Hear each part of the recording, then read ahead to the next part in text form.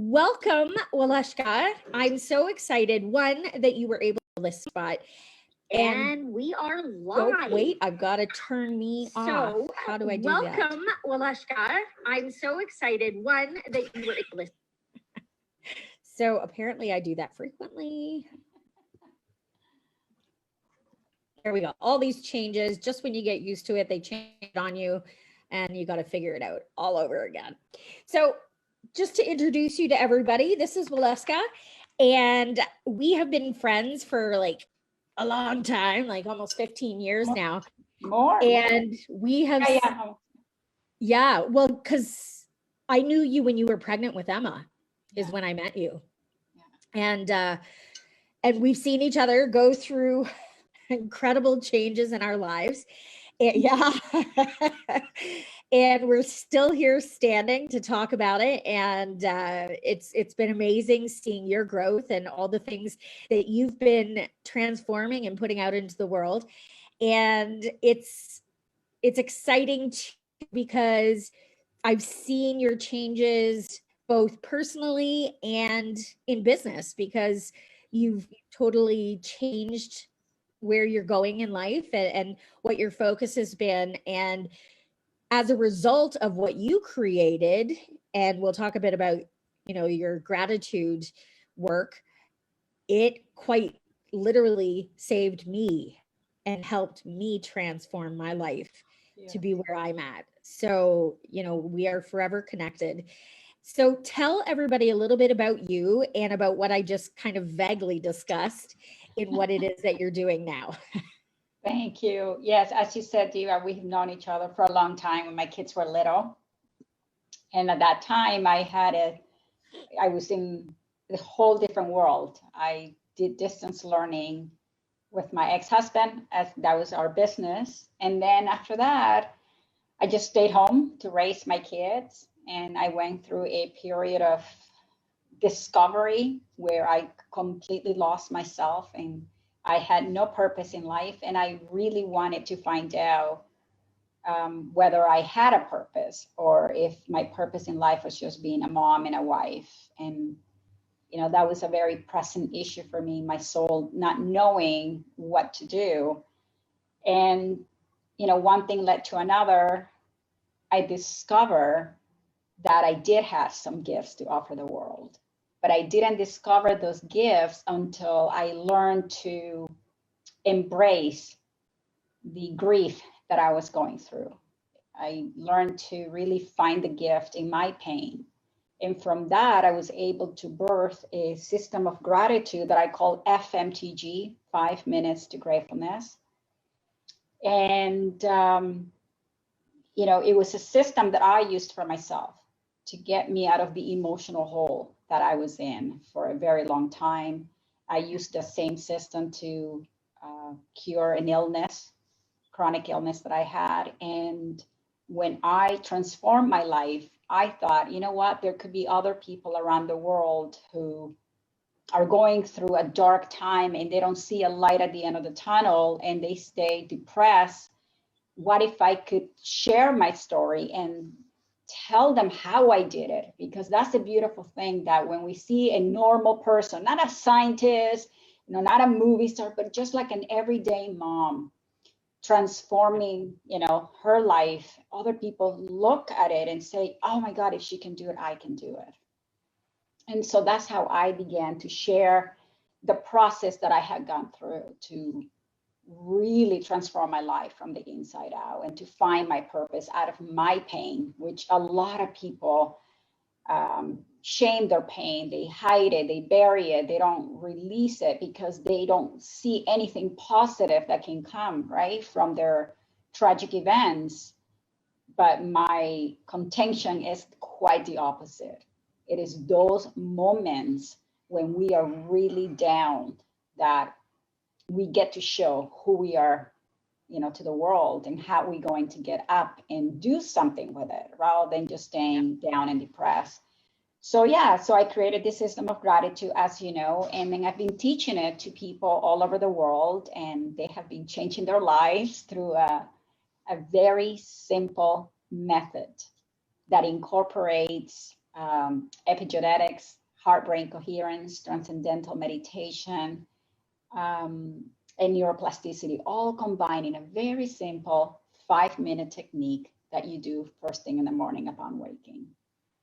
Yeah. And it is literally 5 minutes, because I was one of the test groups Yes, that yes. started it when you released it. And, it was fascinating to go through it, because I had started a bit of gratitude work myself prior. So when you came out with it, I'm like, oh yeah, this is perfect with what I've been working on. And it really was transformative, right? You made a commitment for a month to do this 5 minutes every morning, and literally all it was. And yet the end result was huge for me and for others, because I mean, we were in a group and discussing so as you were saying, because I had just said that it's hard to imagine that just 5 minutes a day can make the impact that it did, and yet it really did. And with the few hundred people that were in the group at that time, all of us discussing about these changes and the things that were coming up for us just in doing these 5-minute meditations was actually, I mean, the way you structured it was such that we would go back and visit the child in us that initially dealt with a trauma perhaps, or certain things that had impacted our way of life that we didn't know were even traumatic until we were forced to sit in silence and go back to that place. And it healed on so many levels. And Yeah.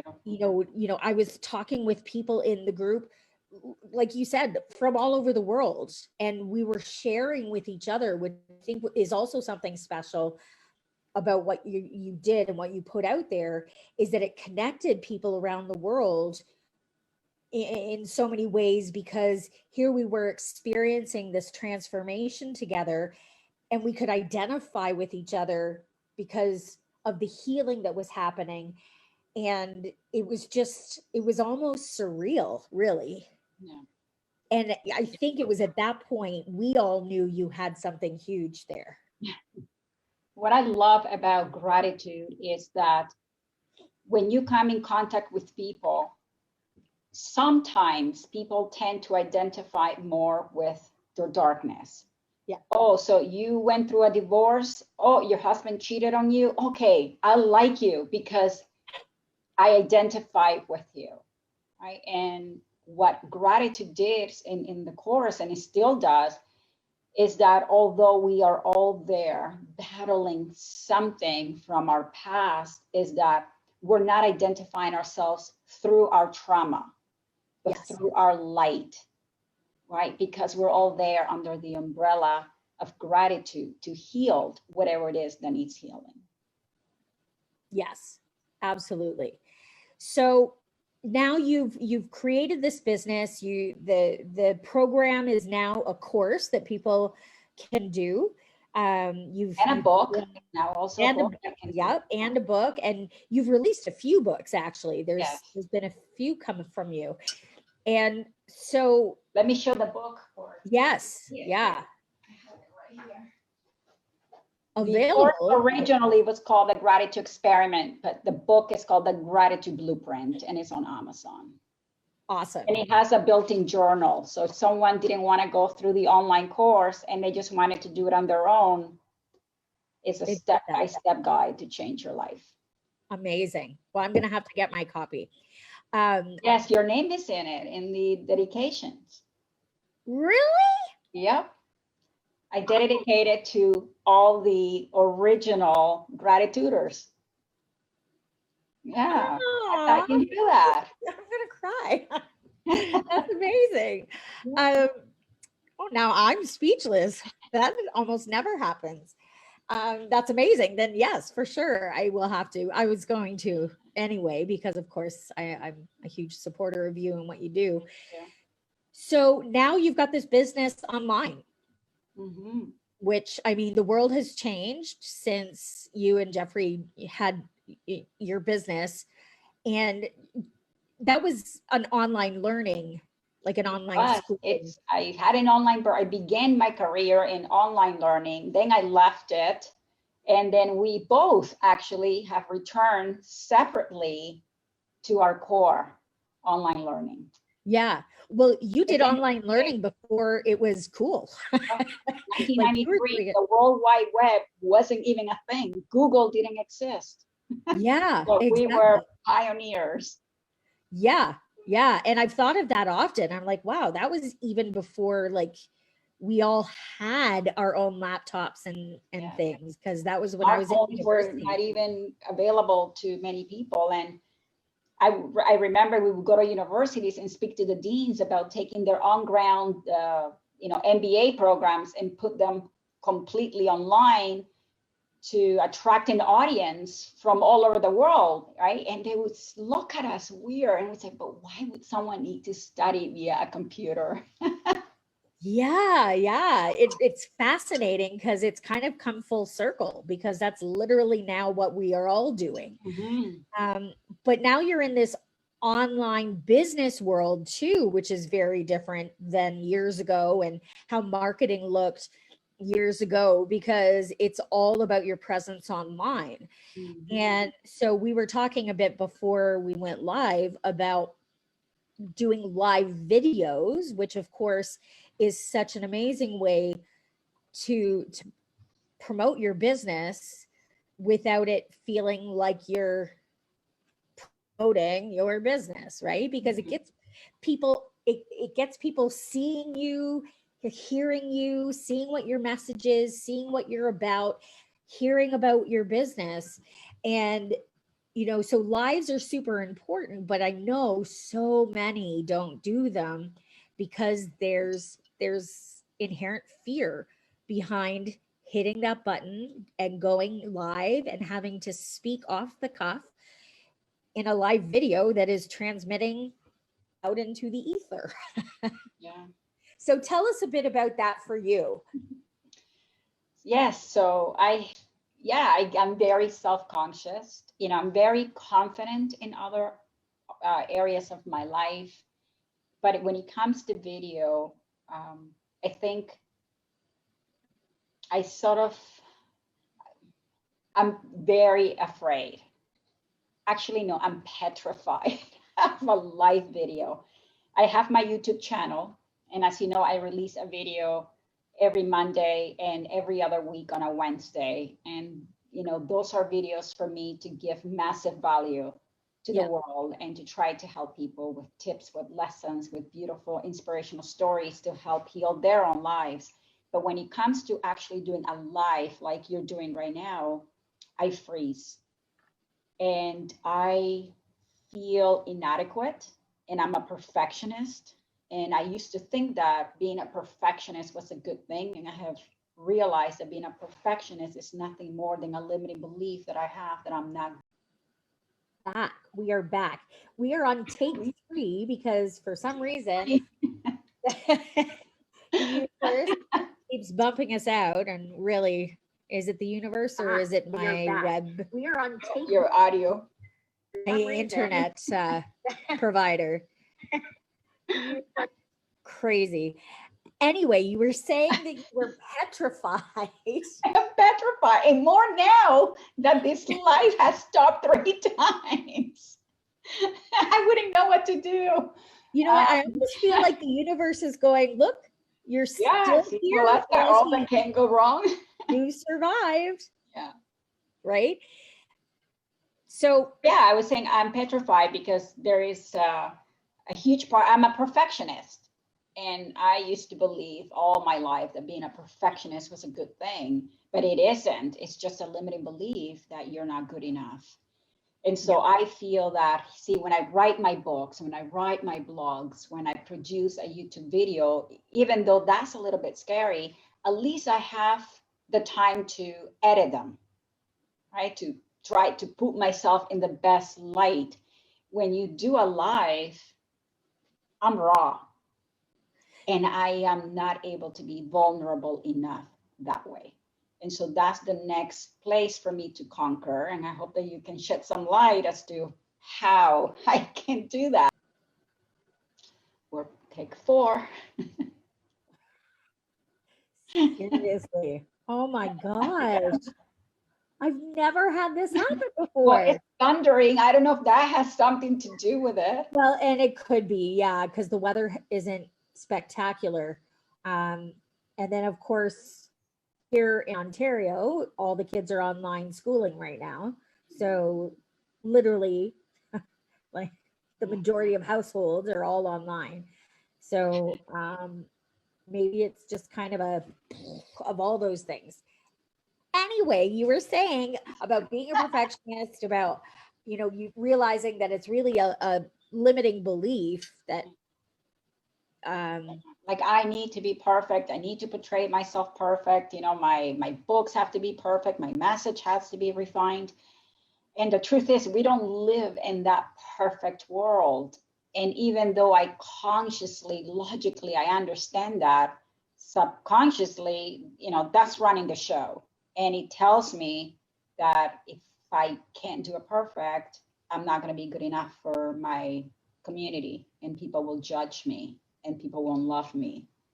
And right. So that's a scary place for me to go. Right. So I hope you have some tips that can help with that. Of course I do. Dr. Diva Neely. The thing is that we put these limitations on ourselves out of fear, and fear is like one of the causes of any kind of stalling, procrastination. It's usually that underlying thing that's in the way. And like you said, it's that fear of being judged. And when we go online, we are visible and we are vulnerable. Mm-hmm. It's raw. So absolutely. But here's where we have to make a mindset shift, because anybody who is your people, your tribe, the people that you are attracting, they don't care about perfection. They care about your message. They care about the value you give, how you give it, whether it's in perfect English, broken English, another language, in gibberish. They don't care as long as they're getting value from you. And this is where my philosophy is, because I'm a recovering perfectionist. I was a perfectionist for most of my life. I like that. I'm a recovering perfectionist. Yes. It literally paralyzed me because the thought of handing something in at school that wasn't what I deemed perfect, I would have a meltdown. And it caused such huge anxiety in me. And so I've had to learn how to undo that. And so my philosophy now is that there is such thing as perfection. It doesn't exist, because even when we think something is perfect, the next thought is how we can make it better. So then it wasn't really perfect. Yes, so we have to eliminate perfect from our vocabulary. It has to be perfectly imperfect. And it's your imperfections that people are going to resonate with. They're going to feel just like you. It's going to feel attainable to them, because if it's too perfect, then for sure we can't do it. Right? And we look at people like Tony Robbins and Jenna Kutcher and all these big influencers, and they do look perfect. They do, because they have a team of people, 100 cameras, all these things that are making them look perfect. But the reality is they're not, right? And they will tell you as much.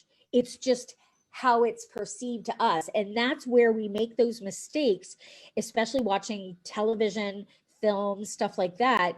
And this is what you would tell your teenagers, right? Like those magazines, those film stars, that's not real life. They're brushed up, they've got tons of makeup on. They're like photoshopped beyond recognition. Like you can't even recognize them anymore. So we know that perfection doesn't exist, and that what seems perfect really isn't. And we tell that to the kids, but that we don't ease off on ourselves. Mm-hmm. So this is where that mindset shift has to happen. So when you think of a live video, think of it as a conversation you are having with someone else. Right? Yeah, it does feel weird if it's just you and a camera, because you are talking to literally no one, and you get self-conscious because in the back of your mind we're like, I am totally having a conversation with myself. Okay, right? Because you don't know if people are watching, or you can see that they are, or you can tell, or Facebook tells you. So my suggestion to everyone is, if you can have somebody else with you in the room, or even on the Zoom as you're transmitting live, like we are right now, they don't even have to say anything, but just to have somebody else on the call with you can be comforting, because then at least it feels like you're having a conversation with somebody else. So if I were to go live and stream it through Zoom like I am right now, which is always an option, and I asked you to sit on the call with me while I did it, just for support, then you would literally sit there and I would do the live myself, but knowing that I was using you as my prop, as who I was talking to. Mm-hmm. So we get the benefit of having somebody on the call with us, so we don't feel so alone. We have some. Okay. So once you get comfortable and having somebody else on the call with you, and you're like, yeah, I don't need you anymore, then you try doing it yourself. And so what I suggest to people is putting pictures somewhere around the lens. So pictures of people that you're comfortable talking to, your family, your best friends, people that you talk to on a regular basis, so that at least there's a visual reminder that somebody is there and you can pretend that you're talking to them. But really, more than anything, becoming comfortable doing the live videos on social media, the only way to be comfortable is to do them, right? It's practice, like anything else. It's building a skill. So, you can start simple. Tell yourself, okay, I'm going to go live once a week for a month. Every Monday at this time, I'm going to do a live video, and I'm going to do 1 minute. And then you plan, whatever topic, whatever thing you may want to, and it can literally be just hopping on saying, I'm just doing a live video because I need to practice. And I'm here to, I made a commitment to myself. And so I'm coming on live to honor what I have promised myself, to be here for you. I'm literally crapping my pants at the moment, but here I am in my imperfect way saying, I'm trying these lives because I know it's important that I learn. Done. Right. And I mean, you don't have to use those words exactly, but it's really about just getting used to being you. Right. Because that's what's going to attract people to you and your group anyway, is because they're going to feel some sort of connection with you as a person. And you have to believe that you are worthy of those connections, and that being perfect isn't what attracts people to you. Being you is what attracts people to you. The energy you put out into the world is what attracts people to you. I can't believe that you're saying so many people feel scared of a Facebook Live. I thought it was just me. Oh, no, no, no. It is like, it's a very common thing. And, I think we see on Facebook because, anybody we're friends with, it gives us a notification that this person went live. I get tons of them a day. So I do know that there are people doing it. It doesn't mean they're comfortable doing it. It means they're doing what I just told you. Like, It okay, looks comfortable. Like, wow. yeah. And the more you do it, the less daunting it feels, which we know is true because in anything else we've ever been afraid of, and then we go ahead and do it, we're like, oh, well, that wasn't as bad as I was making it out to be. Right. And so it's just getting used to getting on there and getting comfortable. And then as you become more comfortable, you add on some time. Okay, I'm going to go 2 minutes today. I'm going to talk for 2 minutes. And then next thing you know, you're like, oh, wow, I just talked for 13 minutes. That was awesome. I had more to say than I thought I did. Right? You build up that stamina. It's like running a marathon. You can't just go and run 26 miles or whatever a marathon is, right? You have to start with that first mile. You have to start walking before you start running. And so the same thing with going live, you've got to start just doing it. It doesn't even have to have a purpose. Just go live to say, hey, just trying out this whole live video thing, not sure how I'm feeling about it, but here I am. Right? And then there's going to be people who are going to see that and go, oh my gosh, I feel the same way. Right? I see you, I'm supporting you.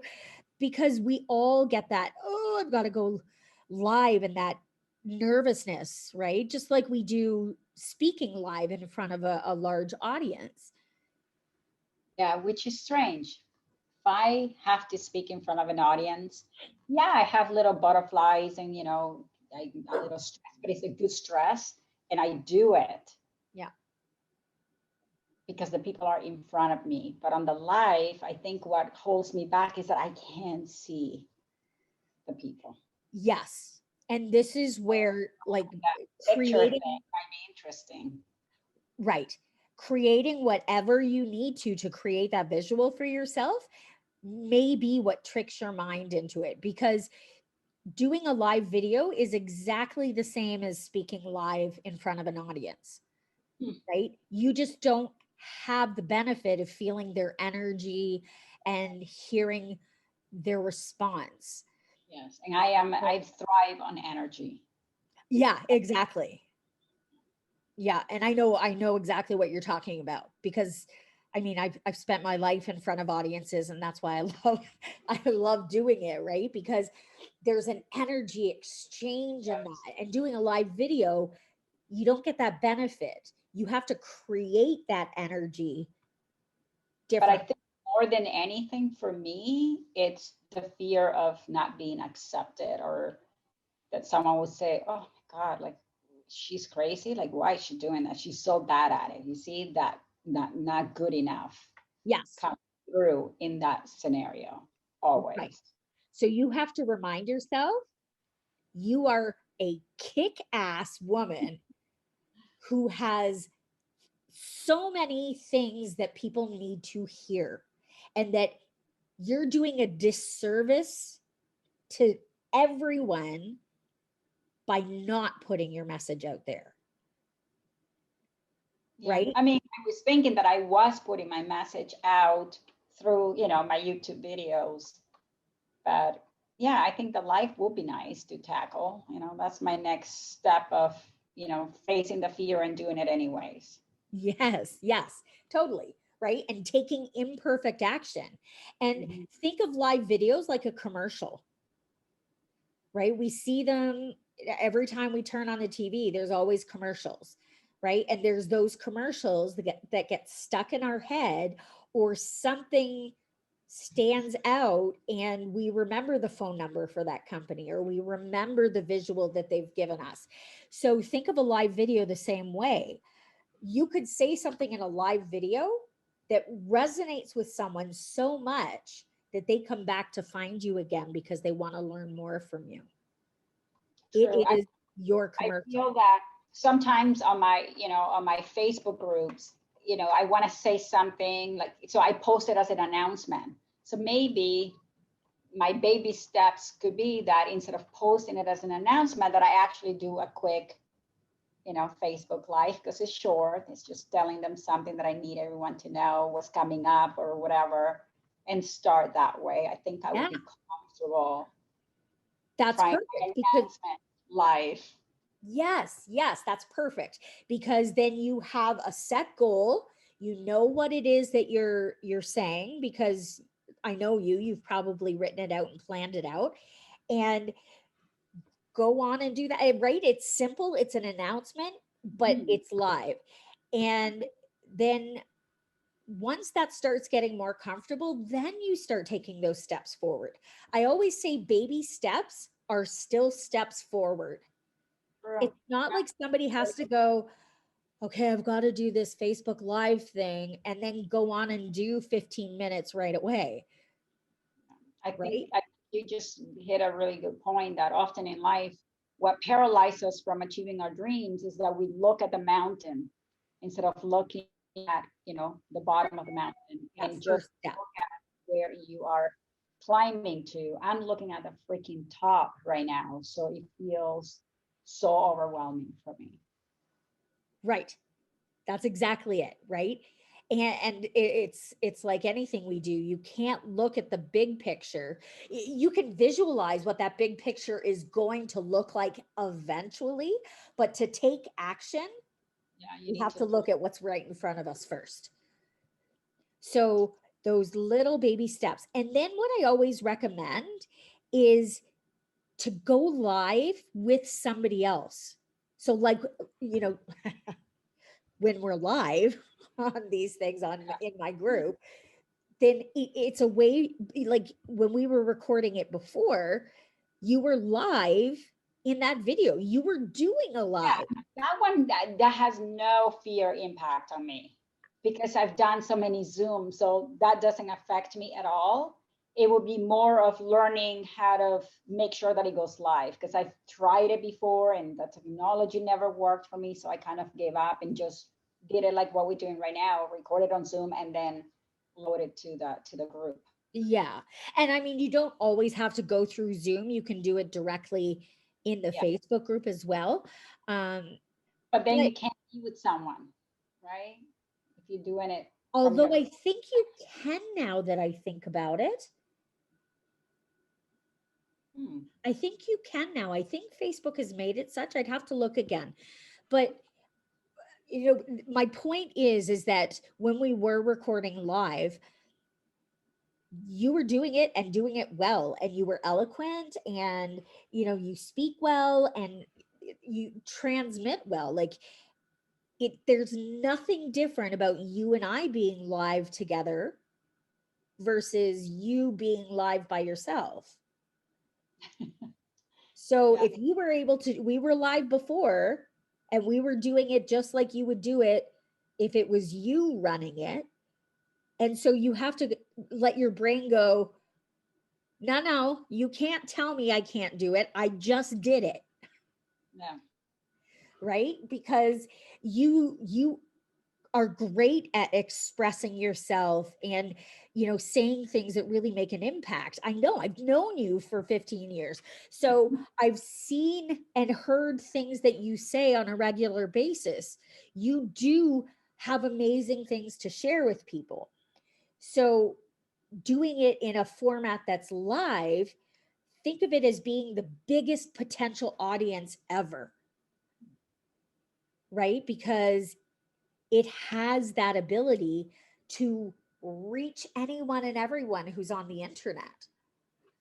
And when you think of the message more than how the message is getting across, then focus on the importance of the message. Everything else is just, inconsequential, but important to the process. Mhm. I will try. All right. I'm excited because I think this is a huge step in your growth too, Mhm. right? Because once you start getting more and more comfortable doing this, the potential you have is going to be huge. You could even start doing some of your videos on YouTube and doing them live on YouTube, where you could even do live Q&As where people get an opportunity to ask you questions Yes. and having a conversation live. So, you know, it really is endless. And the more people are going to get to hear you and really see who you are as a person, I think the more people are really going to connect with you. Cool. Yep. I need to figure out a technology system, where you click and what you do. Yeah. And you know what? That's, I can't believe I'm saying this. That's easy enough. If I can figure it out, anybody can figure it out. It's funny because a lot of students that I've had over the years who are now, you know, teenagers and stuff, when I've said to them, I created my own website or I've done this, and they're like, you? Because they know my struggle with technology. And I used to say that I was technically challenged. And now I still say it out of habit. And then I'm like, no, I can't say that anymore. Because this whole year has been about me transitioning my business online. And I have to think, okay, no, I did create my own website. I am doing live videos. I have created my Facebook groups and I am running my social media accounts. I'm doing all this stuff. A year ago, I had no idea what half of it meant. So, you know, it's easy little steps that shouldn't keep us from the bigger picture. Right? So if you have trouble, reach out to me and I will help you. And then if I get stuck, we reach out to somebody else and get you unstuck. Right? That's the joy of community and, you know, people helping people, because that shouldn't ever be the reason you can't move forward. Makes sense. Yeah. Somebody somewhere can get us out of the mud. Very true. I will call upon people. Oh yeah, I've got a list, right? Of when I get stuck, I have friends who hear from me like, I need you. How do I do this? And then funny enough, now I have people who message me and ask me. I'm like, oh yeah, sure, here, just do this, this, and this. That's nice. Whoever thought I'd be that person? Amazing. So you know better than anybody, we are capable of amazing things. So I think this is a hiccup. And I know you said that you're petrified, but I think it's a hiccup. And once you jump in, you'll see just how capable you are of swimming. Okay. I So will definitely do it. do you want to share what your commitment is going to be so we can hold you accountable? Sure. I mean, for my groups, whenever I have to do an announcement, I will not make it as a post. I'll just quickly do it through my phone and just talk to them. I'll start that way. That's my baby step. I love it. And I'm in your group, so I'll get to see it too. Yeah, exactly. I think that's a perfect first step. Yeah. Right? And then once that gets comfortable, then think about what that next step is going to be. And if you need my help, shoot me a message and I'll help you figure it out.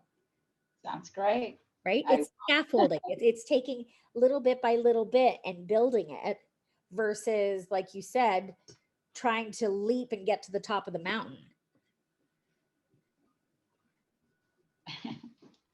Yes, I have to just look at the bottom of the mountain. Yep. Get to that first ledge. Yes, exactly. Awesome. Yeah, sometimes, if you look at the whole thing, it looks like too much, right? So then fear sets in. Yeah. So that for sure. This has been really, really good for me. Awesome. Well, it's always a pleasure for me, and I'm so excited. And thank you so much for stepping in.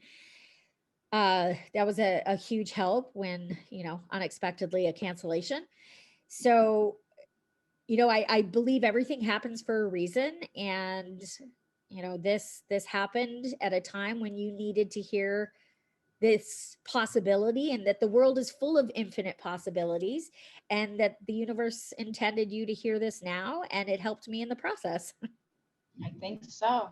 Yeah. No accidents, right? Exactly. All right. I'll be waiting for that first message. I will. Thank you, Diva. Thank you.